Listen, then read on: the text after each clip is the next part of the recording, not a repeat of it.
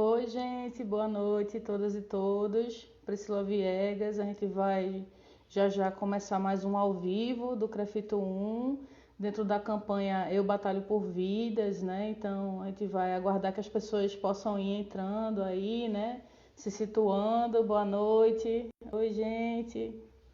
Bem-vindas e bem-vindos, né? Hoje à noite a gente vai ter como convidado para essa discussão André Bonifácio, né? Que é fisioterapeuta e professor da UFPB, do Departamento de Formação da Saúde e trabalha na ponta, né? Na atenção básica, que insistem em chamar em atenção primária à saúde agora na política, mas eu ainda defendo o chamamento da atenção básica, tá, minha gente? Só para, né, ficar ciente. Então, o tema de hoje, né, ele na verdade está finalizando uma semana, né, que é a semana da atenção primária à saúde, e o tema da gente é mobilização social e a luta de classe, a pandemia de Covid-19 e o movimento em defesa da atenção primária à saúde, né, pegando a nomenclatura da política, né.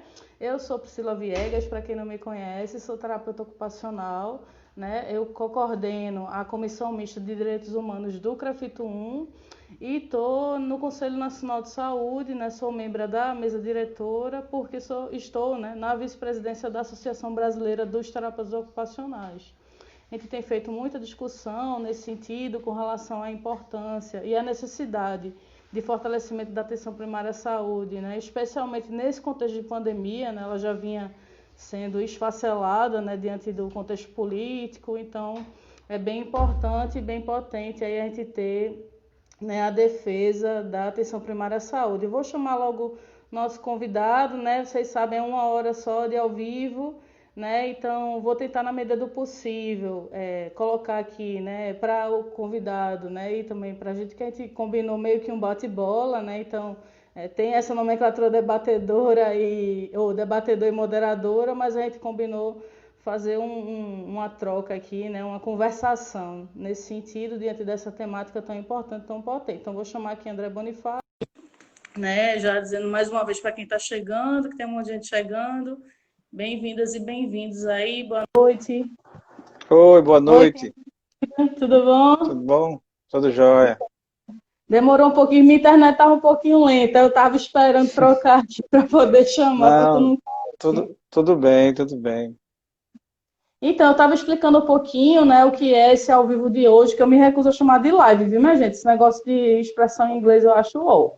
Digo logo. Hum, Deixa de ao vivo. Aí, nesse ao vivo de hoje, né, a gente está contando aí, depois eu vou pedir para você se apresentar. Estava explicando um pouquinho a dinâmica e reforçando, né, que esse ao vivo ele está fechando a semana, né, da atenção primária à saúde, da atenção básica, né, que a gente, inclusive, hum, tem uma comissão lá no Crefito 1 que trata da temática, né, que a gente, inclusive, está fazendo parte, né, de um movimento em defesa da atenção básica, que ganhou bastante força, e acabou que a gente ficou um pouco mais, não paralisado, né, mas um pouco menos visível por conta do contexto da pandemia, mas está todo mundo aí na ação, né, nos bastidores, e aí esse ao vivo de hoje ele fez parte dessa semana, que tocou em várias temáticas relacionadas à atenção básica, né, e aí a ideia de hoje é a gente trabalhar com essa temática aí da mobilização social e da luta de classe no contexto de pandemia, e essa necessidade de trazer a atenção básica para a centralidade do debate. Né? Então, vou lhe deixar à vontade, André, e a gente combinou de ir trocando figurinha, né? Então, vou deixar você à vontade para ir falando. Quem quiser colocar pergunta, eu pedi para sinalizar aqui, na medida do possível, a gente vai contemplando as perguntas aqui. Muito bem-vindo mais uma vez, boa noite a quem está chegando. obrigado, Priscila. Obrigado ao Crefito 1. Eu agradeço aí na pessoa do Silano, que foi quem efetivamente me contactou para fazer essa live hoje aqui com vocês.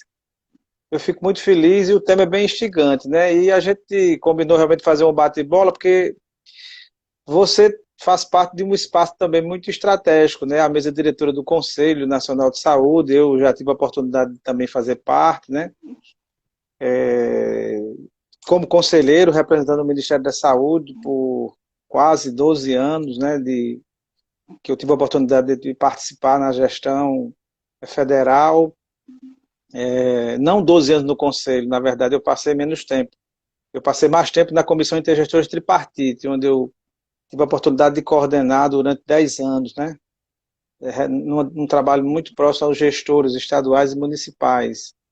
Mas também tive a oportunidade de estar no Conselho Nacional, que é um espaço estratégico e mais do que nunca hoje um espaço de resistência, né, no sentido da construção de estratégias para a manutenção de um conjunto de projetos importantes que foram construídos ao longo desses últimos anos, mas também de pensar o futuro, né?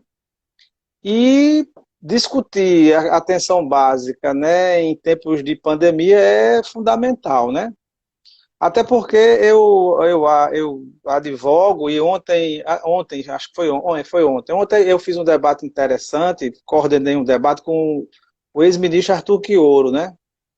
E ele colocava claramente na sua apresentação que um dos elementos mais fragilizados e mais frágeis desse combate à pandemia foi a total, se não total, mas a tímida ação da atenção básica no combate à pandemia.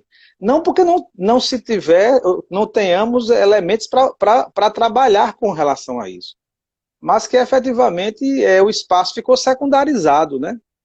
Um espaço potente, forte, né?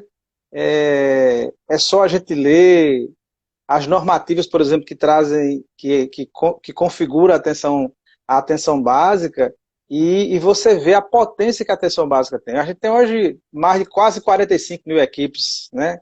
Mais de 200 mil agentes comunitários, centenas de milhares de trabalhadores na ponta, né? Cobrindo um território nacional. E essa ferramenta fundamental de política, ela não entrou em cena, ou se entrou, foi muito timidamente utilizada, né? Não estou querendo aqui dizer que hospitais, né, profissionais especializados, leitos, né, UTI, não sejam importantes, são fundamentais. Mas sem atenção básica, a gente não vai conseguir segurar essa pandemia, né? Porque, na verdade, a gente não tem uma pandemia só, a gente tem 27 pandemias diferentes, né? Eu hoje estava fazendo um debate com alguns técnicos, e um era de Pernambuco, outro era do Rio Grande do Sul. Eu digo, olha que interessante, né? Há meses atrás, Pernambuco estava numa situação preocupante. Hoje já está liberando para ir para a praia. Não é verdade?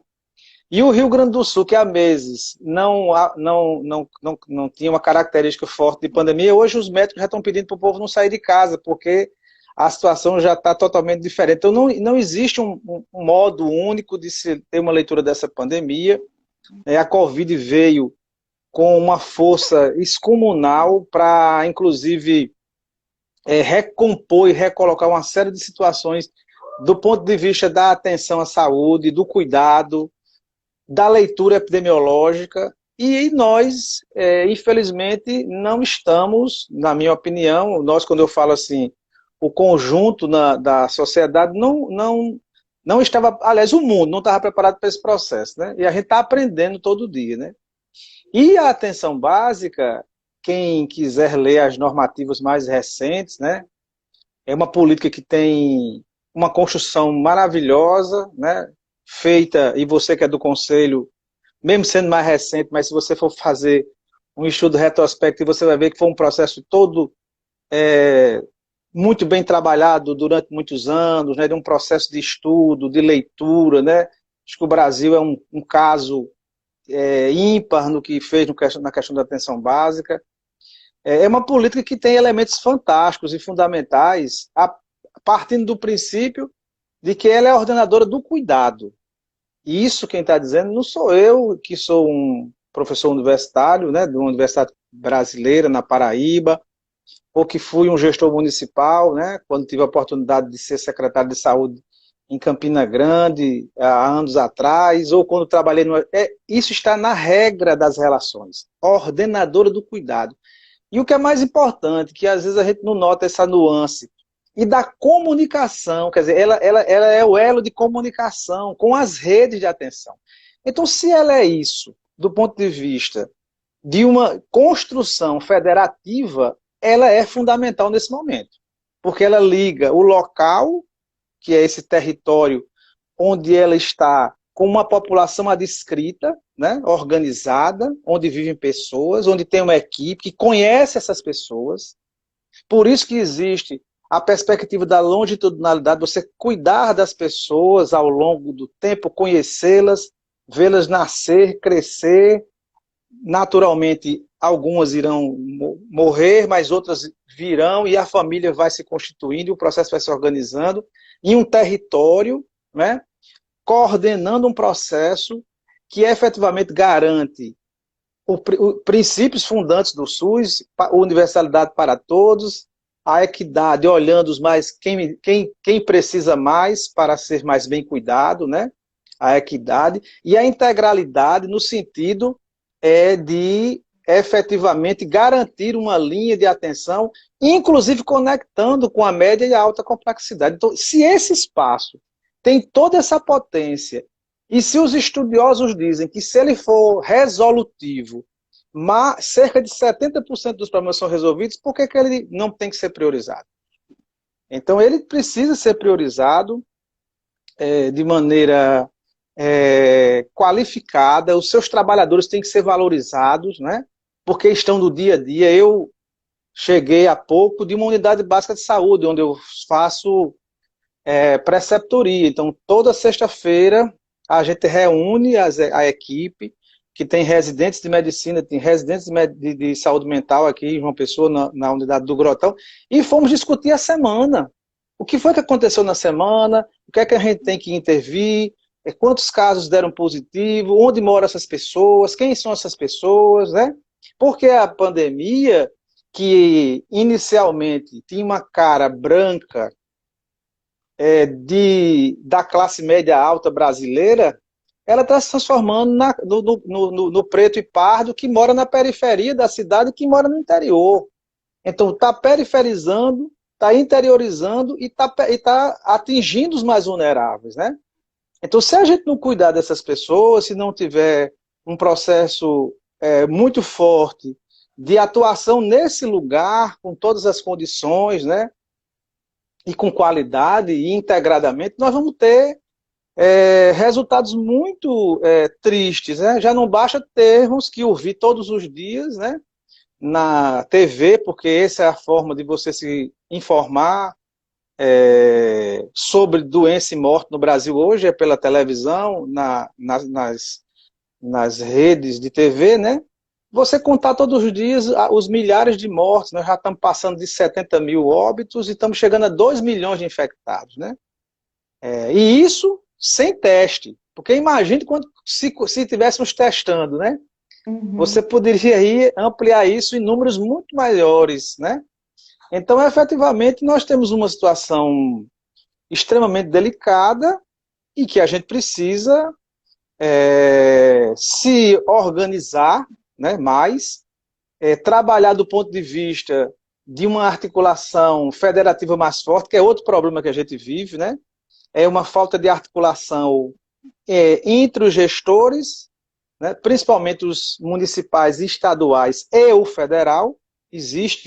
Nós estamos vivendo uma situação, você está no conselho, você até pode falar melhor do que eu, porque você está dentro do espaço diário e cotidiano dessas coisas que acontecem no dia a dia. Mas como eu vivi um tempo lá, eu sei um pouquinho como é que essas coisas acontecem. Então, onde não tem articulação e cooperação, não existe forma de resolver problema. E a Covid veio com uma característica fundamental. Se não tiver integração de forças para enfrentar o problema, nós não teremos como vencer o problema. Nós vamos empurrando com a barriga. A vacina vai chegar, todo mundo está esperando, a vacina vai chegar. Enquanto a vacina não chega, as coisas vão acontecendo, as pessoas vão adoecendo mais, as pessoas vão morrendo, né? Fico imaginando o que significa hoje 70 mil famílias brasileiras, né? Contando dessa maneira, que perderam seus entes queridos, né? Como doloroso é uma coisa dessa, né? Essas coisas não voltam mais. E o que é pior, as pessoas estão morrendo e eu não posso cuidar no hospital porque eu não posso entrar. Poucos têm acesso à pessoa que adoeceu. E quando falecem, infelizmente, eu tenho que enterrar em um determinado local. Quando eu tenho condições, eu vou para um cemitério. Quando não, eu sou enterrado numa vala, como nós vimos aí, centenas e milhares sendo enterradas em valas coletivas, né? E isso é de uma coisa que causa uma dor imensa em todos nós, né? Então essa é uma situação delicadíssima que a gente não pode deixar de destacar. Outro elemento importante, quando a gente fala da atenção básica, é que nesse lugar é o lugar também de gestão da informação, né? Da informação estratégica. E o que eu digo isso para você? Porque, por exemplo, novamente falando dessas experiências particular que eu tenho aqui, né? Em que peço ter vivido outras e entender como é importante saber onde acontecem as coisas. Porque você imagina o que é você ter a capacidade de conectar vários pontos de uma cidade, como Recife, como João Pessoa, como São Paulo, e saber rapidamente quem está adoecendo em tal lugar, quantas pessoas são, onde elas moram, quantos vivem na mesma casa, onde a pessoa trabalha. Quem tem isso na mão tem a capacidade de resolver problemas. Agora, quem não tem isso, decide de forma com os olhos vendados, e quem tem e não usa está cometendo um grave erro, né? Então, é esse lugar que é o lugar onde você sabe onde as pessoas estão. E hoje, com o advento da tecnologia, você pode mapear. Eu fico muito feliz em ver que grande parte das prefeituras, principalmente dos grandes municípios, né, e, e os estados estão avançando muito com o uso da tecnologia para localizar essas pessoas rapidamente, né? Até usando o celular, porque hoje está tudo sendo usado muito rapidamente, né? E aí você pode mapear isso e acompanhar. Então é mais uma justificativa, né? Para que você possa fazer com que esse espaço, que é um espaço estratégico, ele se transforme no espaço do verdadeiro cuidado, para que eu identifique mais rápido, né? Para que eu cuide, né? Porque adoecer de um problema como esse não deve ser nada fácil para quem adoeceu, porque você, quando adoece, já fica pensando que pode acontecer daqui a 7, 15 dias, numa progressão da doença, porque ela... E aqui no Brasil ela teve características muito diferentes, porque quando ela chegou diziam que não, é uma doença que os jovens não vão ser... Não atacará os jovens, não terá uma grande força com relação aos jovens. O que nós estamos vendo é que não é muito bem assim, não. Né? Não é muito bem assim. E eu ainda digo mais, voltando a essa experiência que estou vivendo. O que eu venho observando é que no começo da pandemia, o padrão dos sintomáticos estava muito na faixa etária dos 50 e mais.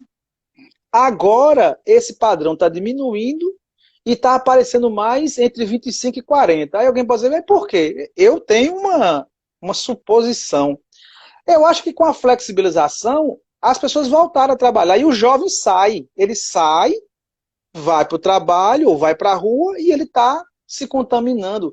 Mas ele se contamina e às vezes ele é um sintomático, um assintomático, ou ele tem o sintoma e não desenvolve, mas ele tem um idoso em casa, tem um acamado, tem uma pessoa de alta vulnerabilidade, e aí você propaga a doença e você pode levar outras pessoas a adoecerem e a morrer. Então, esse processo vem acontecendo, como também, outra característica interessante, é a questão da contaminação dos trabalhadores, do frentista do posto de gasolina, da diarista que está voltando para a casa da patroa, né?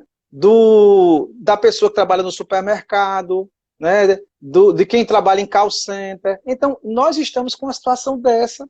E, mais uma vez, onde é que essas pessoas vivem? Elas vivem num território onde, provavelmente, próximo dele tem uma unidade básica de saúde. Que pode e deve ser um centro sentinela de captação de informações para gerar informações que podem ser utilizadas para se antecipar o cuidado dessas pessoas, né? A elas e às suas famílias, porque as próprias normativas colocam isso, né? Que é uma ação individual para as famílias que moram em um determinado território, né? Que tem um componente estratégico, né? Que tem uma equipe e que tem um ator que, na minha opinião, é estratégico, chama-se agente comunitário de saúde. Mas que para trabalhar nestas condições, como todos os outros trabalhadores, precisa de proteção, né? E o que nós vimos, infelizmente, ao longo desse período, foi uma dificuldade muito grande dos gestores adquirir equipamentos para proteger os trabalhadores, né? Seja em hospitais, seja em UPAs, né? E nas próprias unidades básicas de saúde. Mas precisa se investir nisso, cuidar do trabalhador, dar a condição para ele poder fazer o seu papel, né? Então, mais uma um elemento fundamental aí que eu vejo, que é ter esse agente. Eu me lembro eu assisti uma dessas lives, de tantas que já deve ter passado por aí, onde uma pesquisadora de Harvard fez essa referência. Disse, olha, o Brasil tem um diamante na mão, chama-se atenção básica, atenção primária de saúde. E esse diamante, e o Brasil tem mais de 200 mil agentes. Se não me engano, ela fez uma referência que em Nova York, a prefeitura ou a gestão estava usando o que eles chamavam da Covid, grupos de pessoas para identificar os pacientes que tinham Covid, para informar a gestão de Nova York. Ele disse assim, se Nova York, com poucas pessoas, trabalhou dessa maneira, imagina o Brasil com tantos mil agentes comunitários, o que podia fazer. Né? Uhum. Então, eu estou só citando esse exemplo aí para ver da potência que a atenção básica tem, né? Desse espaço importante, né? Um espaço plural, um espaço de controle social. Você que é conselheira, né, sabe muito bem disso. É o espaço da relação com as lideranças locais. E mais do que nunca, que aí eu entro num debate aí um pouco dessa...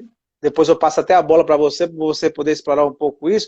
E mais do que nunca, essas lideranças locais, que muitas delas ou fazem parte de conselhos locais, ou têm uma relação com o conselho municipal, elas podem e devem estar sendo identificadas para a gente disseminar informações estratégicas com relação à Covid, que é outro mal que nós estamos vivendo. É a pandemia do coronavírus e a pandemia da fake news, né?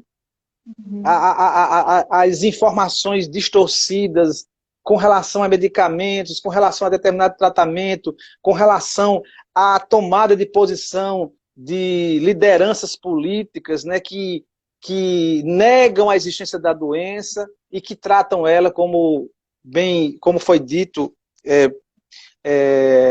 amplamente, como se fosse uma gripezinha que não pegasse ninguém, né? E essa gripezinha já matou 70 mil e já infectou quase 2 milhões. Então, assim, é mais um componente fundamental nesse espaço de diálogo com a comunidade. Porque se a gente não trabalhar efetivamente capilarizando informações qualificadas, acolhendo a população, que é um outro princípio importantíssimo, uma outra diretriz importantíssima da atenção básica, acolhendo a população, entendendo o seu problema, né? Identificando as necessidades e atuando de forma integrada com as redes, nós estaremos perdendo uma grande oportunidade, inclusive de repensar esse papel que ela tem nessa relação com as redes, né? Que é um papel estratégico e fundamental. Agora, sem financiamento adequado e a política adotada recentemente com relação ao financiamento quebrou, não só quebrou a atenção básica, né? Fragilizou, na minha opinião, a manutenção da ECO 95, que eu acho que você pode explorar depois um pouquinho, que vocês estão numa batalha ferrenha e forte aí com relação à derrubada da ECO 95.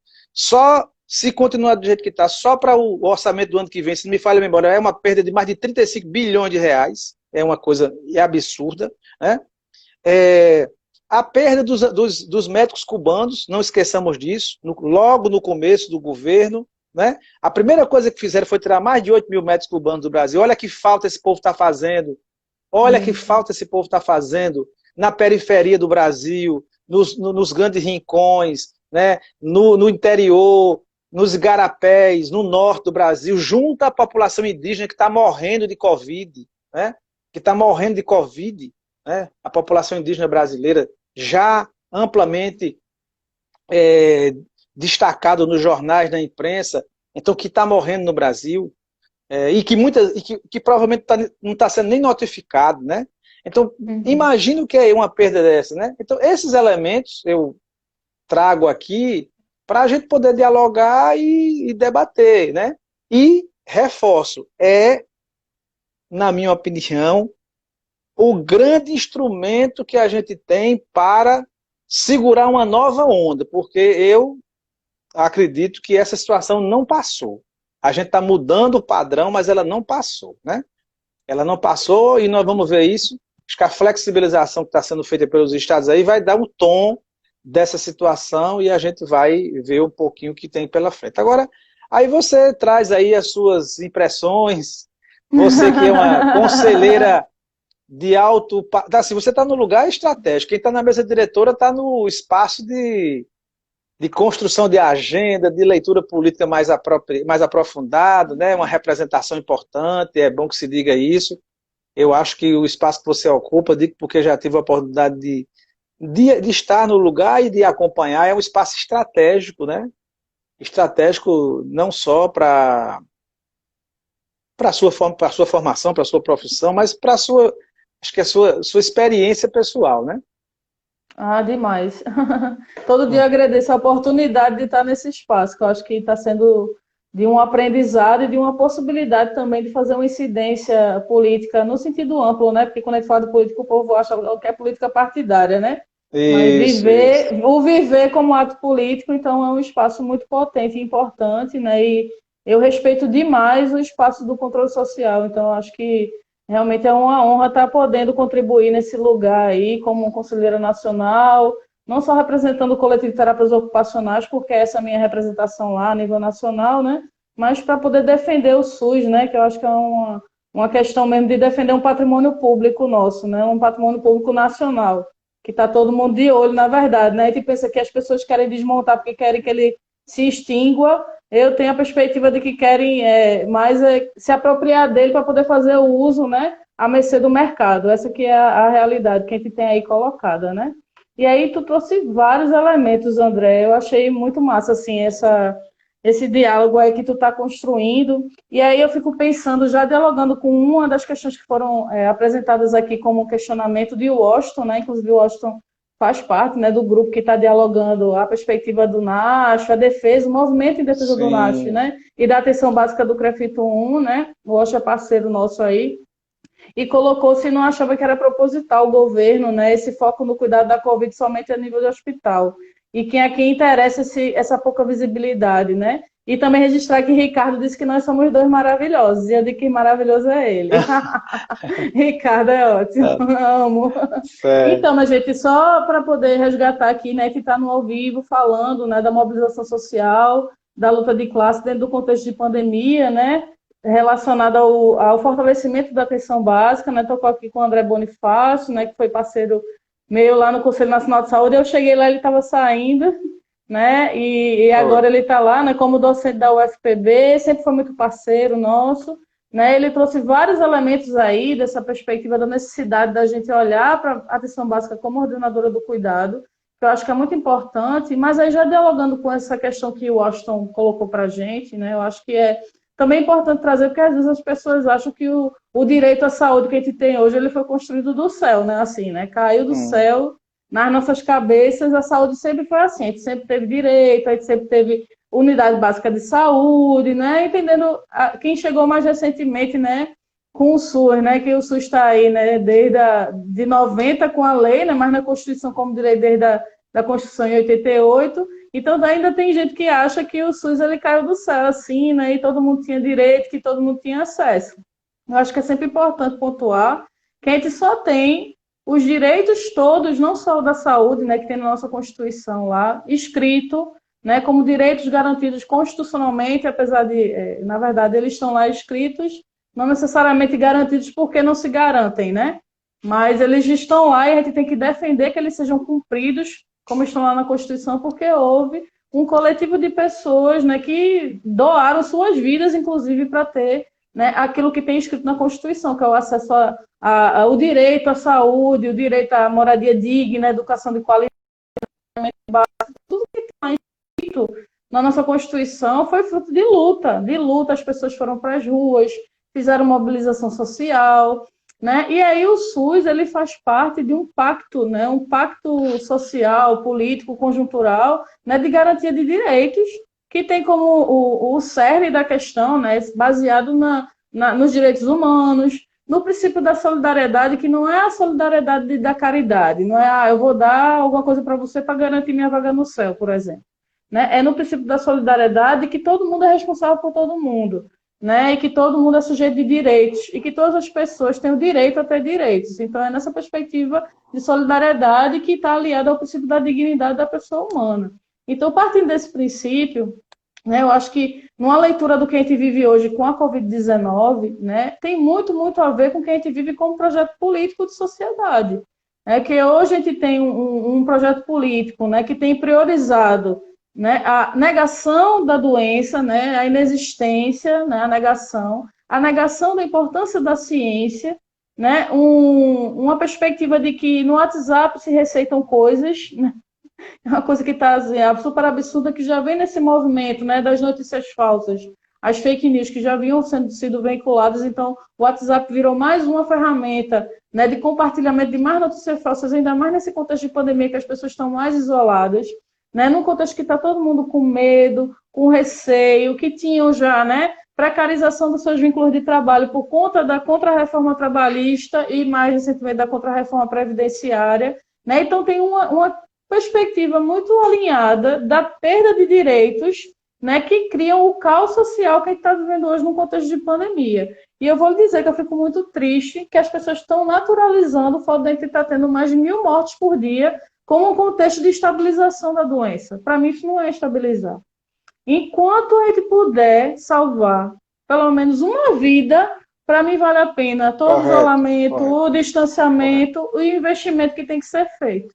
Né? Então, partindo desse princípio que toda a vida importa, especialmente as vidas negras, porque, né, o que você coloca da interiorização e da periferização é um dado concreto de realidade. Tem dados aí que já colocam, né, que mesmo nos bairros mais atingidos, né, mesmo que os bairros mais atingidos sejam de classe média alta, onde mais se morre é na periferia. O que isso diz para a gente, né, com relação à negação de direitos? Quem não tem acesso a ter direitos? Né? E nessa perspectiva, a gente tem feito muito esse diálogo no Conselho Nacional de Saúde, da importância da mobilização para a garantia dos direitos, porque eu acho que a gente tem compromisso, e aí colocando esse ao vivo como um ao vivo, né, apesar de a gente fazer ampla divulgação, a gente sabe que ele prioritariamente é acessado por profissionais da área de saúde, né, que tem um compromisso ético cidadão, né, em promover a mobilização social para que a gente defenda o que a gente tem como direito à saúde. Né, isso é uma prerrogativa de todas as pessoas, não só quem trabalha com o SUS, inclusive quem está lá no seu consultório, né, tem que se preocupar com que tipo de acesso a pessoa está tendo quando ela sai do seu consultório. Né, ou como é que ele vai viabilizar aquele cuidado que você acha que está fazendo ali dentro. Né, se ele não consegue viabilizar para fora, não vai adiantar muito o que você está fazendo para dentro, vai trazer muito pouca repercussão. Né, nesse sentido. E até o fato da gente colocar hoje, né, que a grande priorização tem sido a nível hospitalar, também nos diz alguma coisa. Porque, infelizmente, com a perspectiva que existe sim uma dicotomia, né, da visão, né, de que saúde é direito versus saúde é mercadoria, porque isso explica todo o funcionamento e a lógica de operar a própria política, porque aí o projeto político ele vai em cima de uma situação ou de outra. Né? A gente tem alguns que tentaram meio termo, né? E aí a gente fica tentando, né, viabilizar os direitos a partir disso.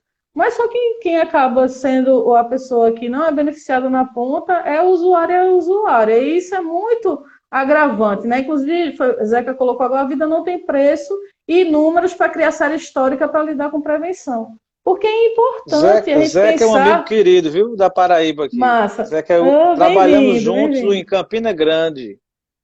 Massa. No governo da prefeita Cosete Barbosa. Ele era nosso articulador lá na área de gestão.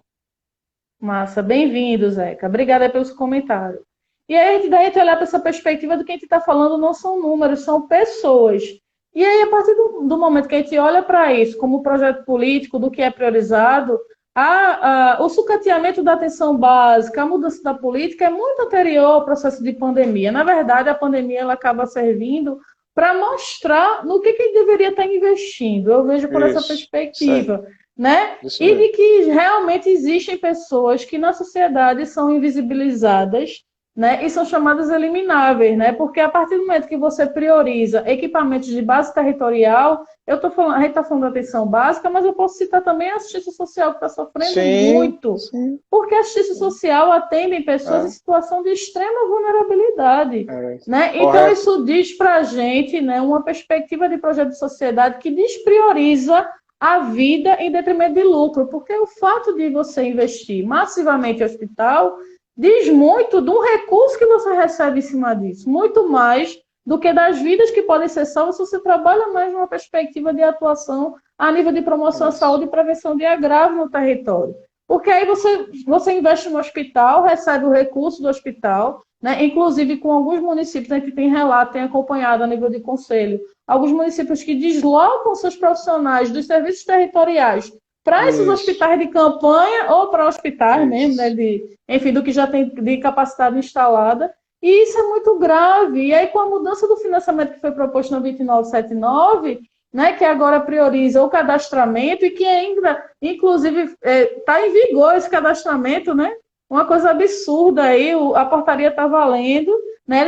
Eles só prorrogaram a perspectiva de você colher o cadastro para poder receber o recurso, mas a portaria ela ainda está em vigência, o que é um absurdo.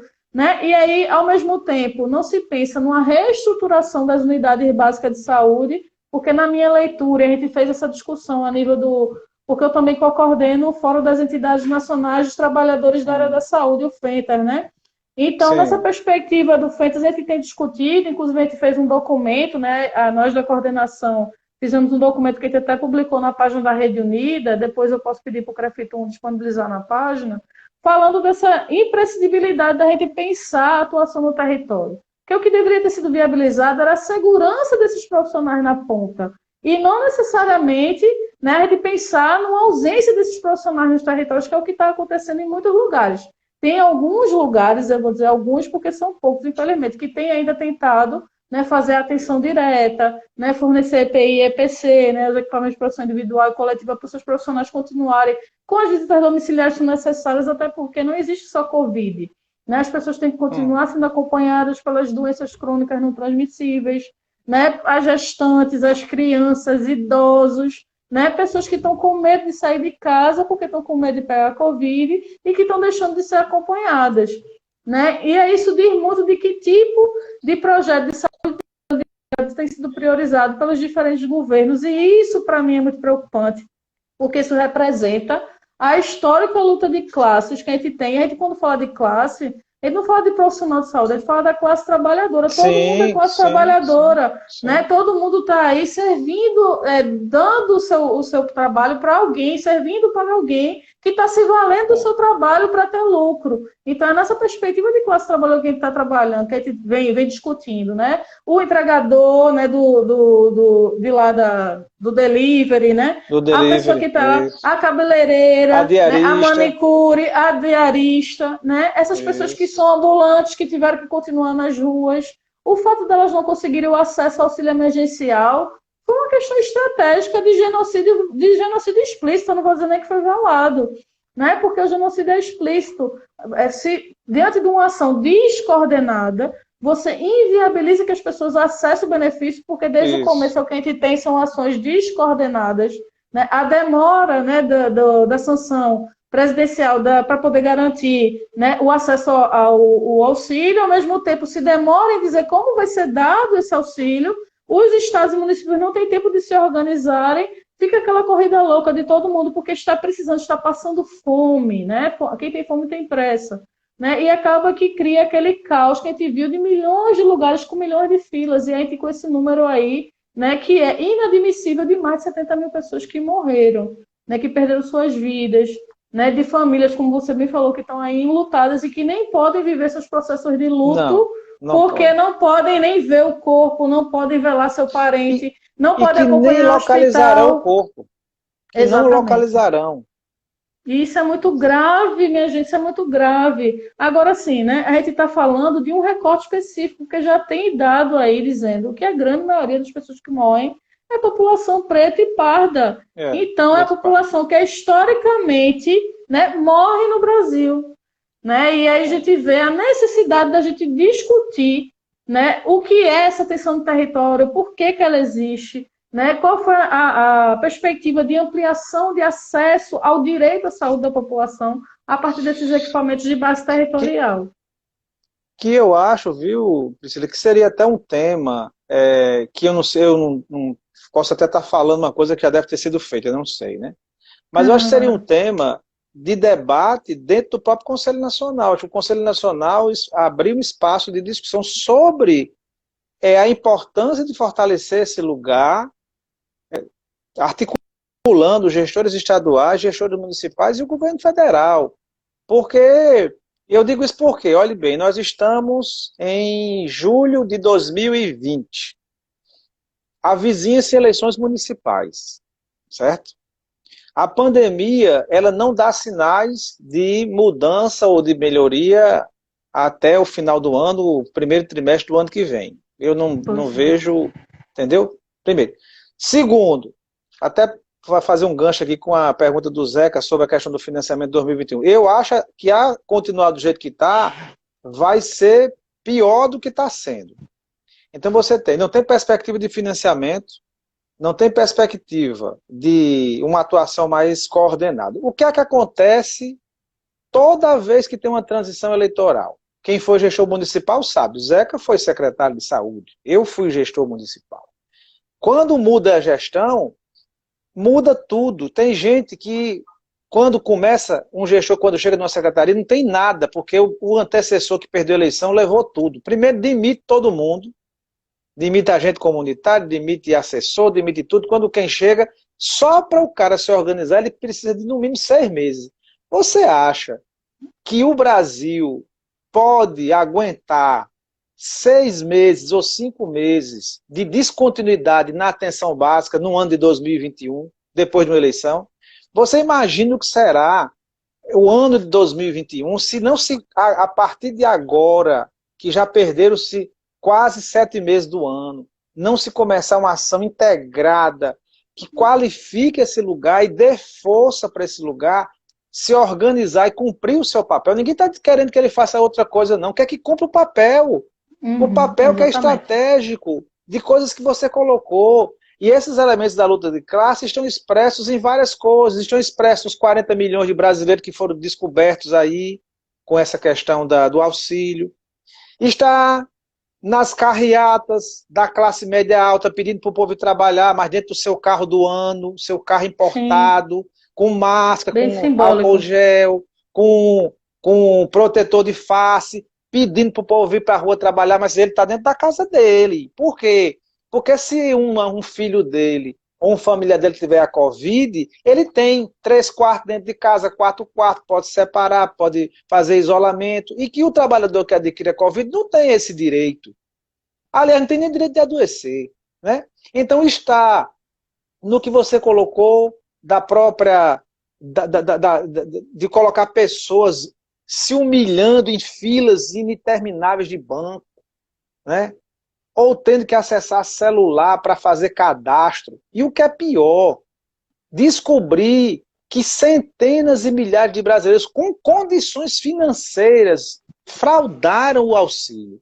E eu não estou falando de qualquer um, não estou falando de filho de juiz, filho de promotor, político, entendeu? Pessoas. Não era uma brincadeira, empresário, não uma brincadeira, fui testar para ver se funcionava. Servidores públicos, entendeu? Então, muito assim, triste. E o que é que acontece? Nós estamos numa situação, numa crise, que não é uma crise só sanitária, é uma crise política, econômica, institucional, sanitária, ambiental, e que depara com uma situação dessa sem comando, sem um comando que articule, que instigue, que organize, que não se chega a canto nenhum. E o que é que está acontecendo? Que agregue, né? Que agregue. O que nós precisamos é que agregue forças, integre, não fique todo dia quebrando a cadeia de relações. O que é que está acontecendo? Eu estou fazendo um estudo, uma pesquisa com a equipe da Fiocruz do Rio, e nós levantamos a quantidade de decretos e leis que os governadores assinaram entre março e junho de 2020. Nós já catalogamos mais de 700 decretos e mais de 130 leis. Nossa. Isso no sentido de tentar normatizar o processo. Decretos que vão desde a organização do trânsito das pessoas no território, passando por compra de equipamentos, passando por incentivos financeiros para a empresa não quebrar, por tudo. E esses governadores fizeram isso porque eles tinham que, de certa forma, intervir sobre o problema. E o que é que está gerando para muitas vezes? E eu não estou aqui defendendo quem comete ilícito. Quem comete ilícito e quem mete a mão no dinheiro público, ele precisa responder publicamente por isso e civil e criminalmente. Eu estou colocando que um gestor, quando ele tem que tomar uma decisão para defender e para salvar vidas, às vezes ele comete erros, mas ele tem que salvar uma vida. Uhum. E se a gente criminaliza e judicializa esses processos sem entender o que está acontecendo, todo mundo fica no mesmo balaio, entendeu? Então, como, na minha opinião, não tem uma coordenação que ajude a integrar, todo mundo está querendo ter uma saída e está querendo resolver o problema. E ao fazer isso, a gente está fadado a cometer mais erros. E isso é um perigo. Isso é um perigo para a gestão. Isso é um perigo para a criminalização da política. É um perigo muito sério. E eu acho que a gente precisa ter consciência de que nós estamos entrando num período muito complicado. Essa pandemia, vocês estão com interessante, quer dizer, 1.000 mortes por dia, não pode que estabilização é essa, né? Eu acho que a gente tem que ter cuidado com isso. E mais uma vez, retomo aqui, o lugar da atenção básica é um lugar estratégico. Ou ele é respeitado, ou ele é fortalecido, ou a gente vai perder uma oportunidade grande de intervir localmente num problema que está no local, né? Porque antes de chegar no hospital, a pessoa tem um lugar onde ela vive, onde ela transita, onde ela socialmente se integra, onde ela tem redes. E se a gente não cuida ali, a gente está pegando o problema já no final, já quando a pessoa está para ser entubada. Então, por que não antever isso, não antecipar a ação? E esse lugar é um lugar estratégico, entendeu? E mais do que nunca a gente tem que defendê-lo. Mas eu passo a bola para você. Porque inclusive, só para dar um dado aqui para vocês, né, como tu sabe, a gente tem nossa Comissão de Orçamento e Financiamento, a COFIN, né, que tem feito um trabalho espetacular no Conselho Nacional de Saúde, trabalhando direto com o FUNCIA, né, que é nosso maravilhoso consultor. Com certeza. Né? A gente tem 2 membros da mesa diretora também que tem acompanhado os debates, que é o André que coordena e o Moisés, que é membro. André da CNBB, né? Isso. E eles levantaram, inclusive, o mais recente, eu estava vendo aqui agora, André divulgou para a gente o boletim mais recente da COFIN, que é de ontem. Né? Ele fala que tem 39,2 bilhões de recursos para enfrentamento do novo coronavírus disponível para o Ministério da Saúde, só que 34% disso está parado, sem uso no orçamento. Pois é. Né? O que é muito grave. E aí sinalizar que não é porque a saúde agora está rica, não. Eles já adotaram a estratégia de tirar o recurso de alguns lugares e colocar para outros. O famoso, né, que minha avó dizia, cobrir um santo descobrindo o outro. Né? Eles deslocaram recursos de um lugar para o outro, né, para dizer que estão fazendo alguma coisa, e mesmo fazendo isso, ainda não estão fazendo uso do recurso como deveriam. Né? Esse monte de teste que não chega nos estados, né, que está todo mundo esperando, né, que ele ficou de mandar, né, e não mandou na sua totalidade ainda, está muito longe disso, inclusive. Né? Então, e sem teste não se sabe quantos estão. Pois é, porque na verdade a gente tem que partir da perspectiva da prevenção. Deixa eu só registrar aqui que tiveram vários comentários, né? Lorena falou parabéns ao CREFITO, que foi ela que falou do financiamento, fez a pergunta do financiamento, pela qualidade das lives. Theo Paraty foi Lorena, né? Foi Lorena. Desculpa, Lorena, eu vi aqui e estava misturado. Desculpa aí, eu troquei as voltas. E aí, a Paraty Diante, acho que é uma terapeuta ocupacional, ela colocou aqui se existe algum movimento em prol da atenção básica. O movimento que eu tenho acompanhado é dos próprios profissionais dos territórios. Né? Quem tem feito a diferença são as universidades e principalmente os profissionais que têm tentado aí viabilizar o cuidado no território, mesmo com limitação. Porque se não isso, né? A Abrasco também tem feito um movimento importante, o Conselho, né, o SEBS. Eu acho que são mais as entidades, né? Entidades, isso, exatamente. É quem tem feito o mesmo movimento. O Washington falou, né? Discussão massa para fechar a semana perfeito. E nosso presidente querido Silano Barros, debate espetacular. O raciocínio lógico e crítico tem a necessidade do conhecimento. Parabéns ao GT de Atenção Básica do CREFITO 1. Gratidão a mim e a você. Mandando Obrigado. Aí em nome de Silano aí o agradecimento. Né? Gente, a gente está quase finalizando. Vou fazer É, algumas considerações rápidas, que essa live de uma certo, hora é rápida, né? É tanta coisa para certo. falar, meu Deus.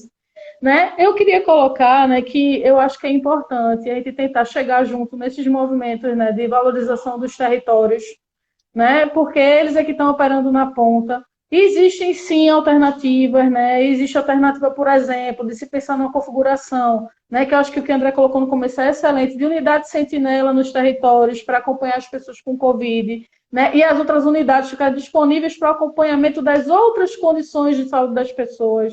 Né? Acho que isso é muito importante fazer essa divisão. Disponibilizar pia na entrada das unidades para que as pessoas lavem as mãos. Isso é uma coisa básica, minha gente. Eu não estou vendo isso ser feito em quase lugar nenhum.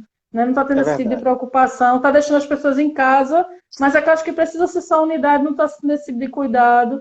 Estou entendendo a necessidade, e aí reforço aqui que é uma defesa minha, inclusive, que a gente também discutiu no Fentas, né, particularmente, de que sim, as pessoas que têm situação de vulnerabilidade são profissionais de saúde, né, tem que ter esse cuidado, a gente tem que ter essa responsabilidade sanitária com elas também, né, então de afastamento, né, e da possibilidade delas fazerem coisas à distância, né, ninguém é contrário, o Conselho Nacional de Saúde também nunca foi contrário à tecnologia. O que o Conselho Nacional de Saúde tem se colocado contrário é de que se use dessa ferramenta para começar a promover mais ainda a desigualdade na nossa saúde. Essa que é a Certo, grande questão certo, nossa. Né? certo. Para deixar muito explícito, porque houve uma consulta ao Conselho com relação à teleconsulta, né? Porque está sendo utilizado na atenção primária à saúde.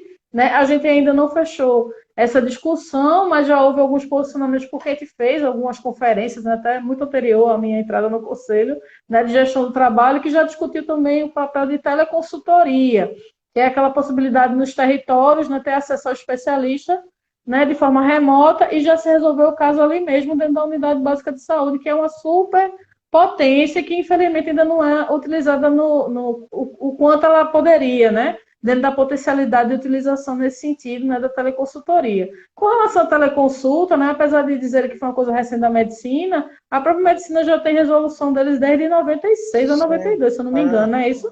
Né? Não é é, uma novidade, não. Agora, a preocupação que eu acho que é central é de que não se utilize desses recursos tecnológicos para promover ainda mais desigualdade, porque o que acontece? A gente tem que fazer uma leitura ampla da conjuntura. Né? é, Houve já a sinalização, né, de mudança da configuração da atenção básica desde a política mudada de 2017, né, tentando tirar os agentes comunitários de saúde da jogada. Né? Isso já foi uma sinalização. Né? Recentemente, a possibilidade de extinção dos NACHO, porque não vai vir mais recurso específico.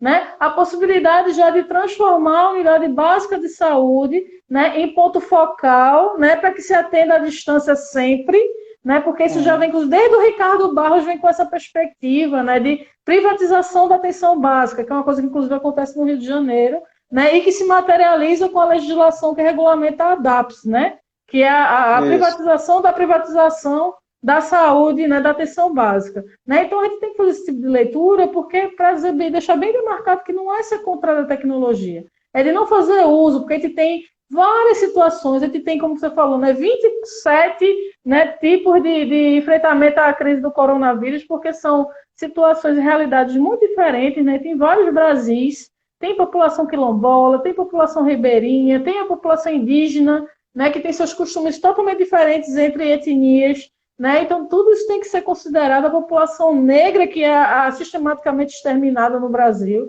Né? Então, tem particularidades de populações no Brasil, né, que não dá para pensar somente em cuidar da distância. A gente sabe que é uma situação para ser colocada de forma mais pontual, o possível, né, mas tomar todo o cuidado de não fazer o mau uso da tecnologia para favorecer ainda mais o aprofundamento das iniquidades e da desigualdade no Brasil, que o nosso Brasil já é extremamente desigual, né? A gente sabe que quem tem acesso à saúde não é todo mundo, né? E quem realmente é exterminado do Brasil são as pessoas que são consideradas invisibilizadas e elimináveis, né? Que é a população preta, periférica, indígena, né? Com mais força, inclusive.